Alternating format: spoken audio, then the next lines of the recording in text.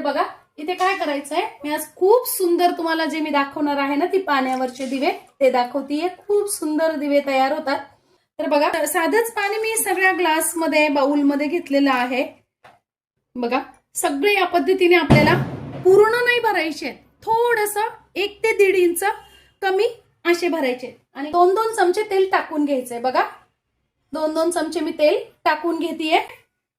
Food colour आहेत, तुमच्याकडे जर असे कलर नसतील ना तर तुम्ही काय करायचंय, असं स्केच पेन असतो बघा, मुलांचे खराब झालेले स्केच पेन असतात, तर बघा ही जी आतमध्ये नळी असते ना ही काढून त्याचा वापर केला तरी चालेल, तरी सुद्धा खूप सुंदर कलर तयार होतो आपला। तरी स्केच पेन नसेल तुमच्याकडे तर तुम्ही आपल्याकडे जे हळदी कुंकू त्यानंतर गुलाल असं असतं ना ते केलं तरी चालेल।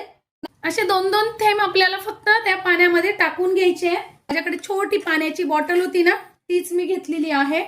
पाण्याच्या बॉटलचे असे छोटे छोटे, इथे तुम्ही जो यूज अँड थ्रोचा ग्लास येतो ना तो घेतला तरी चालेल। बघा या पद्धतीने छोटे छोटे आपल्याला तुकडे करून घ्यायचे।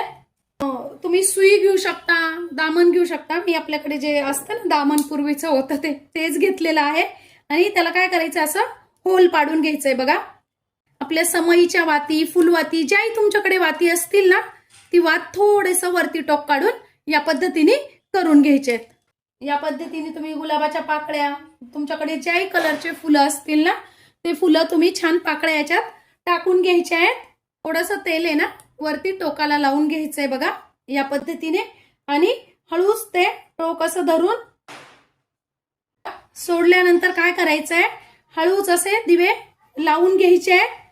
सुंदर दिसतात असे दिवे तुम्ही दिवाळीला घरात अगदी सोप्या पद्धतीने कमी खर्चात, अजिबात आपल्याला कुठल्याही प्रकारचा खर्च न करता घरातल्याच साहित्यात इतके सुंदर आपण असे दिवे तयार करू शकता।